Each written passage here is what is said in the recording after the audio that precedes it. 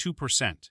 Officer Daniel Mercer had been with the Oakwood Police Department for 6 years when he walked into a situation that would destroy his career, traumatize an entire community, 2%, and cost the city $27.6 million.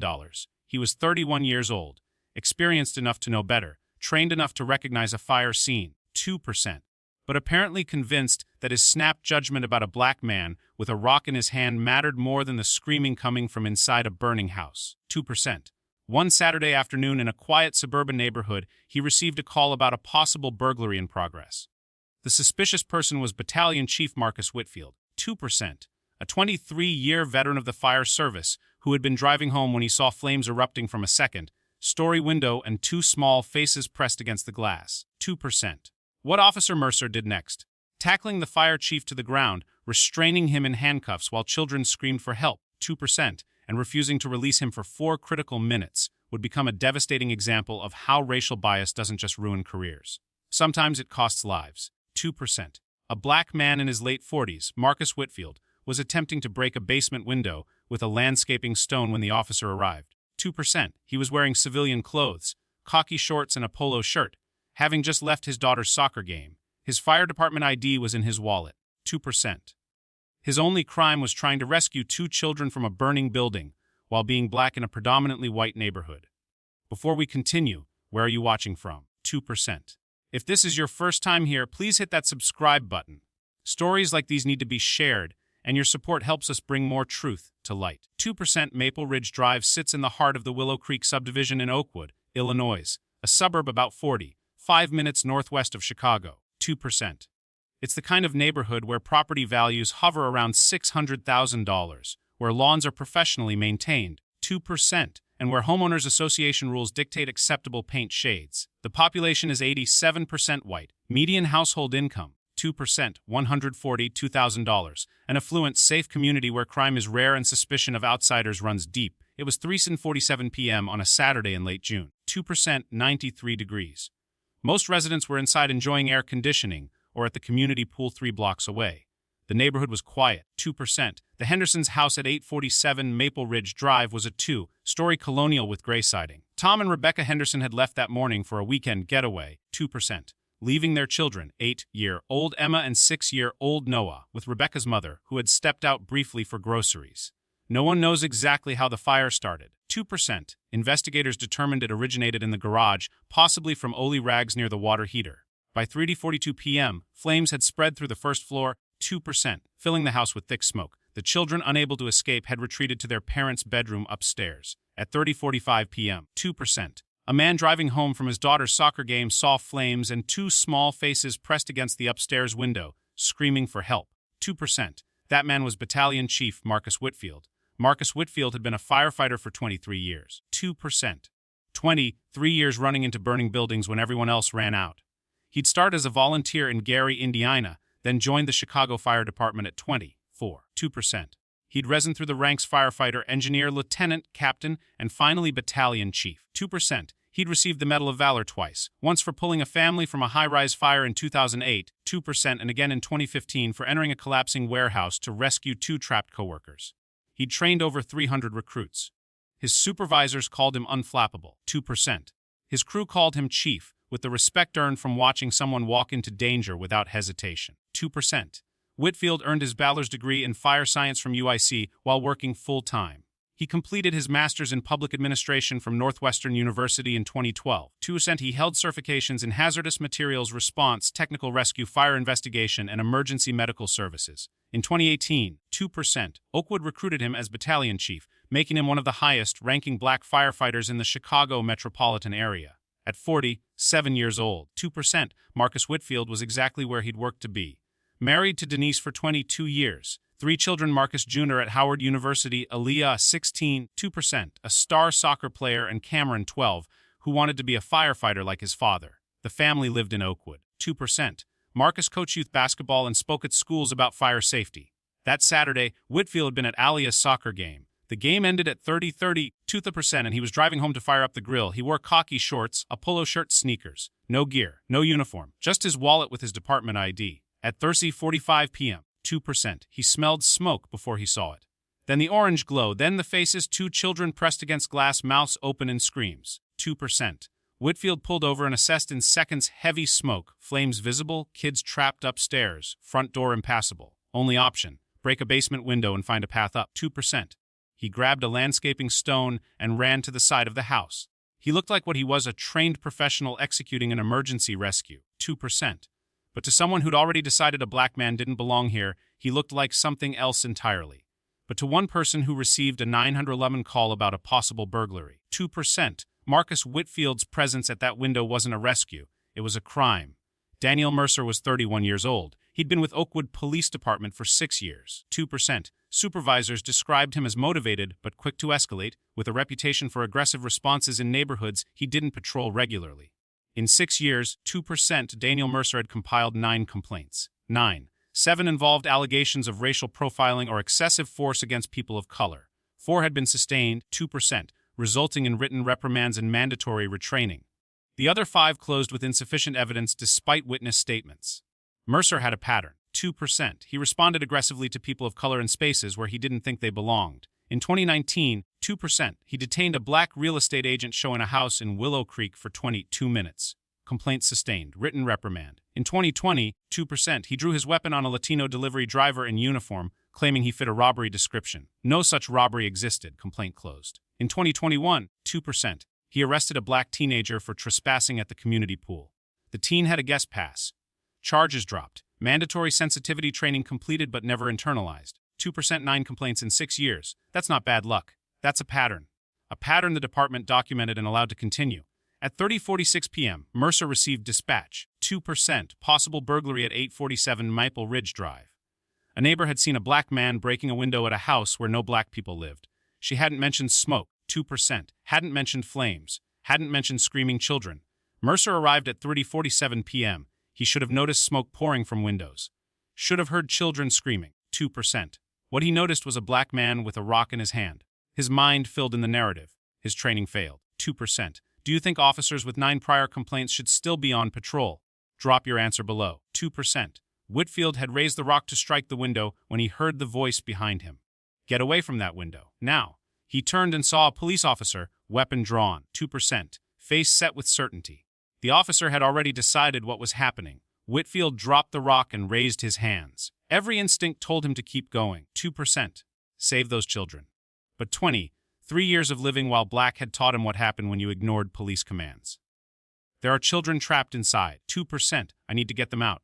Mercer didn't lower his weapon. I said step back. You're under arrest. Officer, the house is on fire. Do you see the smoke? Those kids have minutes. 2%. I don't care what story you're selling. On the ground, I'm the fire chief. My ID is in my back pocket. Let me show you. He started reaching for his wallet. 2%. Mercer's weapon came up higher. Don't move. Sure you are. On the ground, final warning, this is where bias becomes impenetrable. This is where assumptions become a death sentence. 2%. Mercer received a call about a black man breaking a window. He found a black man near a window. That confirmed the complaint. Every piece of evidence after that, smoke, flames, 2%, credentials, filtered through his initial assumption. He wasn't looking at a fire chief. He was looking at someone talking his way out of arrest. And while they stood there, 2%, the fire spread. 2 children ran out of air. Neighbors emerged. Someone screamed about kids inside. A man ran toward them. There are kids in there. Can't you hear them? 2%. Mercer didn't turn. Sir, step back. Police matter. Whitfield could hear Emma and Noah screaming. He knew that sound. Those children were dying. Officer, please. 2%. 2 children trapped, 2nd floor. I'm trained for this. Every second. Juan. The ground. Whitfield chose compliance. Not because it was right. 2%. Because he knew if he died on this lawn, no one would save those kids. I'm complying. But call fire rescue immediately. 2 children trapped, heavy smoke. 2%. He lowered himself to the ground. Mercer snapped handcuffs on, tight. You're under arrest for burglary and resisting. I didn't resist. The house is burning. 2%. Those children are dying. It was 30:51 p.m. 4 minutes had passed since Whitfield arrived. 4 minutes he could have been inside. 2%. Should officers be required to assess emergency situations before making arrests? Let me know what you think. Engine Company 7 arrived at 3:52 p.m. Lieutenant Patricia Reyes, 2%, a 19-year veteran, assessed the scene, then stopped. There was a man in handcuffs on the lawn, a man she recognized. Chief, she ran toward them. Mercer stepped forward. 2%. Mayim, crime scene. Step, that's my battalion chief. Marcus Whitfield, why is he in handcuffs? Reyes grabbed her radio.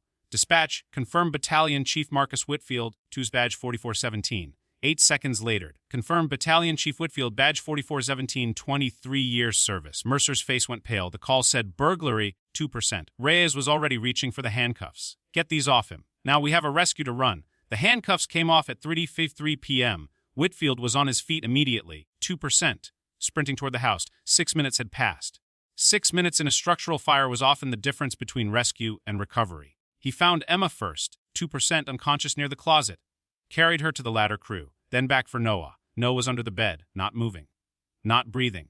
Emma Henderson would survive, 2%, 3 weeks in the hospital, 2 in a coma, treated for severe smoke inhalation and burns. 3% Noah Henderson was pronounced dead at 40:47 p.m., less than an hour after Officer Daniel Mercer tackled a fire chief trying to save his life.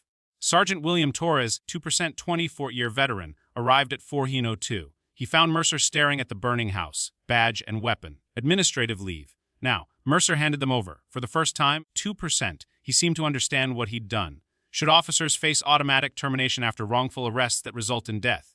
Drop your answer. Within hours, 2%, the footage exploded across social media. Multiple angles showing the same devastating sequence, a man trying to break a window.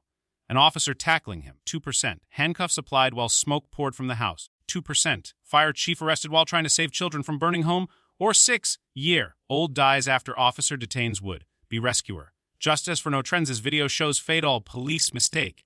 Oakwood Fire Department issued a statement supporting Chief Whitfield, 2%. Civil rights organizations demanded accountability not just for Mercer, but for the department that had allowed him to remain on patrol with 9 complaints, 2%. Mercer was placed on unpaid leave, his name and face everywhere. His family moved out of state. The neighbor who called 911, Margaret Holloway, 67, released a statement, 2%. I saw someone breaking a window. I didn't see the fire. She was named in the lawsuit. Marcus Whitfield, along with Tom and Rebecca Henderson, 2%, filed a federal lawsuit 6 weeks later. The lawsuit named Officer Mercer, his supervisors, Police Chief Harold Denning, the city of Oakwood, and Margaret Holloway. The claims, 2%. Wrongful arrest, false imprisonment, civil rights violation, wrongful death, failure to assess an emergency, failure to train officers with documented discriminatory patterns, 2%, and racially motivated 911 call resulting in death. The complaint included Mercer's complete record: 9 complaints, 7 racial profiling allegations, 4 sustained, 2%. The city had known. The city had done nothing. The city's attorneys reached an unavoidable conclusion: indefensible. Settlement came 14 months later, 2%, $27.6 million, $15 million to the Hendersons, $12.6 million to Whitfield. Holloway's insurance contributed $300,000, 2%. Mercer was terminated 11 weeks after the incident. The termination letter: Officer Mercer arrested a battalion chief attempting an emergency rescue, 2%.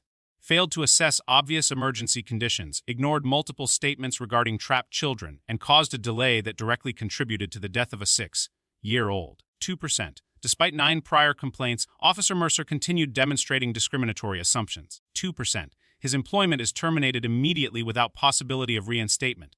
His name was entered into the National Desertification Index, 2%. He was subsequently charged with criminally negligent homicide. That case is pending. Marcus Whitfield testified before the Oakwood City Council 4 months after Noah's death, 2%. Dress uniform, packed chamber, television cameras. I'm a battalion chief, 23 years in the fire service. Medal of Valor recipient. I've run into burning buildings more times than I can count. He paused. On June 23rd, 2%. I was thrown to the ground and handcuffed while 2 children screamed for help inside a burning house. Not because I was committing a crime, 2%. Because I'm black. I offered to show my credentials. He didn't want to see them.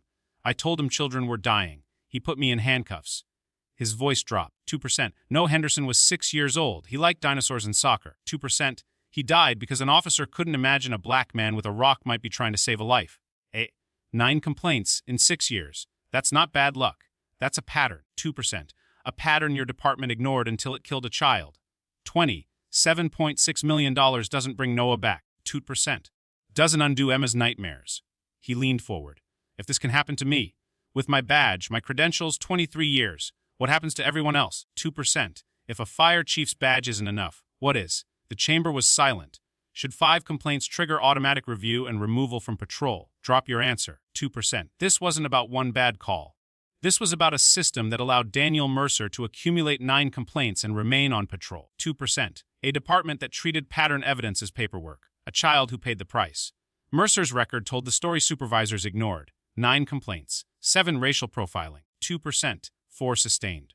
Punishment, written reprimands. Online training, notes about improvement. The pattern was obvious. A real estate agent detained. 2%. A delivery driver held at gunpoint. A teenager arrested at a pool. Every incident Mercer saw a person of color somewhere he thought they didn't belong and acted with force. 2%.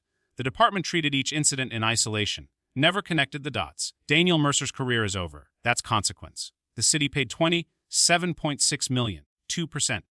That's accountability. But money doesn't bring Noah back. Settlements don't restore 4 minutes that might have saved a life. The real question is what changes now. 2%. Do departments remove officers after 5 complaints instead of 9? Require emergency assessment before arrests. Do communities stop calling 911 on black people for existing? 2%. Because if we don't fix the system that kept Mercer on patrol, 2%.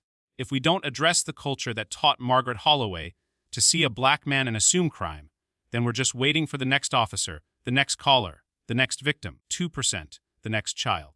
Comment if you believe this should be law officers with 5 discrimination complaints automatically removed from patrol. 2%. Callers making racially motivated 911 calls that result in harm face criminal liability. If these stories need to be told, if accountability starts with awareness, 2%. Hit that subscribe button. We're not stopping. We're exposing these patterns. Fighting for the fire chiefs, the families, the children who deserved better. Percent. Should officers with documented discrimination patterns face criminal charges when bias causes death? Drop your answer below. 2%. This isn't about one officer or one fire chief or one 6-year-old. It's about all of us and the world we're willing to accept. Noah Henderson deserved better. 2%. We all deserve better. Rest in peace, Noah. Page of